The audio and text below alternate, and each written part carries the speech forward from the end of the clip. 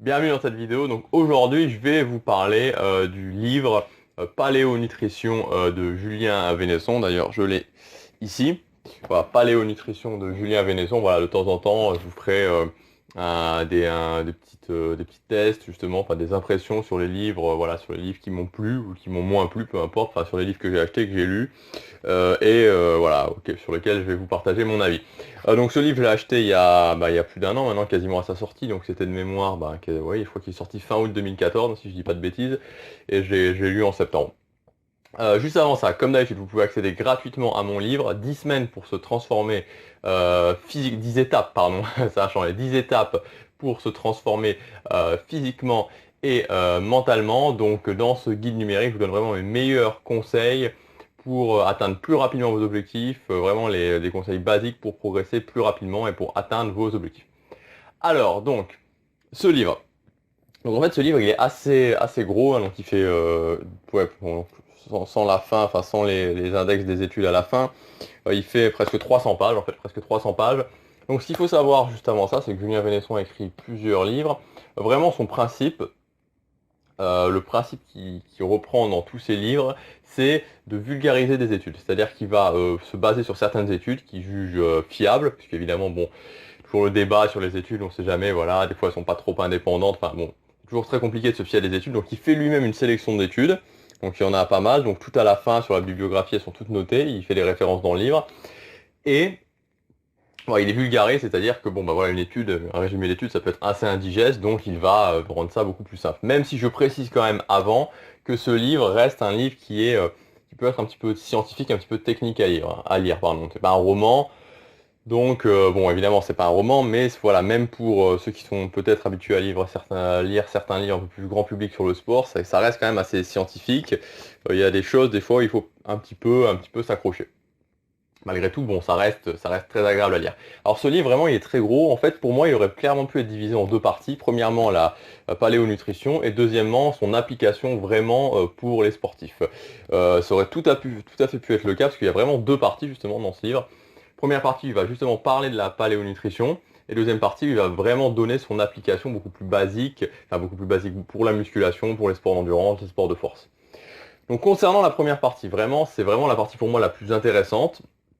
Parce qu'il va tout d'abord montrer vraiment quels sont les mythes de l'alimentation moderne. Donc vraiment, il parle de tout, donc les classiques, pour les protéines en poudre, est-ce que c'est mauvais pour les reins, les œufs, le lait. Et après, il va beaucoup plus dans le détail avec des choses qu'on ne sait pas forcément, comme sur les pommes de terre. Enfin, c'est vraiment très très intéressant de voir finalement qu'est-ce qui ne fonctionne pas dans notre alimentation moderne. Et il y a énormément de choses. Donc pour ceux qui justement sont pas du tout habitués à ça, sont plus en train de suivre les médias et ce qu'on dit dans les médias du genre le matin au petit déjeuner, il faut manger des céréales, un yaourt et un jus d'orange. Ça risque de vous mettre une grosse claque, mais c'est vraiment génial. Et après, évidemment, dans la deuxième partie, enfin, la deuxième grande partie de cette première partie, il va parler de l'application, donc concrètement comment on peut manger paléo-nutrition aujourd'hui. Alors moi, si vous voulez, je suis pas un grand fan de ce concept paléo-nutrition, parce que j'aime pas l'idée que vraiment on va mettre une sorte de marque, voilà, il faut manger paléo. Voilà. Manger bon pour la santé, il y a plein, enfin ça recouvre plein de choses, mais c'est pas forcément une sorte de marque, il faut pas forcément manger paléo pour manger bon pour la santé. Cependant, c'est vrai que il y a énormément de choses dans l'alimentation paléo qui sont vraiment excellentes, et si vous vous mettez à ça, ben voilà, ça peut faire vraiment un bond en avant pour vraiment pour votre santé. Parce que encore une fois, ce qu'il faut bien comprendre, c'est qu'on peut tout à fait faire des très gros progrès en musculation, et j'en parlerai dans une autre vidéo, en mangeant pas forcément très bon pour la santé. Donc c'est vraiment deux choses différentes. Donc pour revenir au livre, vraiment c'est cette première partie sur la nutrition paléo, sur ce qu'il faut pas faire et enfin sur pourquoi ça ne fonctionne pas et sur ce qu'il faut faire pour que ça fonctionne, c'est vraiment super, c'est vraiment extrêmement enrichissant, extrêmement intéressant. Ensuite la deuxième partie sur ben voilà globalement l'application pour le sport. Alors on retombe beaucoup plus dans les concepts, enfin dans les sujets qui sont chers à Julien Vénesson, donc son concept notamment de classer les gens, non pas par, bon, même si on est d'accord pour que les morphotypes, dire que les morphotypes c'est complètement out, mais classer les gens par globalement la façon dont l'organisme va gérer les glucides. Donc lui il a vraiment un type N1, N2, N3. Alors sur ce sujet-là, bon voilà, c'est pas mal, au moins il a le mérite de proposer un classement. Maintenant, je pense que beaucoup de gens vont être tout simplement dans le N2, parce que moi j'y suis. Tout simplement, quand on se retrouve pas dans le type N1 ou dans le type N3, on est dans le N2. Donc à mon avis, ça fait pas mal de gens qui se retrouvent dans le N2. Donc on retrouve des sujets classiques. Après, il va aborder vraiment concrètement la nutrition paléo, mais adaptée pour prendre du muscle. La nutrition paléo adaptée quand on fait des sports vraiment orientés pour la force, orientés pour l'endurance. Donc moi, j'ai sauté la partie pour l'endurance parce que ça m'intéressait pas vraiment vu que je fais pas de sport d'endurance. Et après, il y a une dernière partie aussi sur les compléments. Donc sur cette partie-là, vraiment, c'est beaucoup moins orienté pour les débutants. Très honnêtement, si vous débutez la musculation ou si vous n'avez pas vraiment une certaine expérience, il va donner des choses, bon voilà, qui sont, quand il parle de comment prendre du muscle sans prendre de la graisse, tout ce qu'il dit c'est tout à fait exact, enfin, voilà, c'est excellent, mais voilà, c'est quand même pas du tout, enfin c'est assez technique et ça va être assez compliqué à mettre en place pour un débutant, surtout si on rajoute après ça l'entraînement, etc. Malgré tout, il donne pas mal, enfin il donne d'excellentes informations, mais je pense que c'est un petit peu haut pour un débutant, quelqu'un qui n'a pas au moins une voire 2 années de musculation derrière soi pour vraiment comprendre toutes les finesses de tout ce qu'il explique. Donc voilà, voilà globalement ce que je voulais vous dire pour ce livre, hein. Je vais pas faire une vidéo non plus enfin je pourrais faire une vidéo de 20-25 minutes, mais je suis pas sûr que tout le monde la regarderait jusqu'au bout.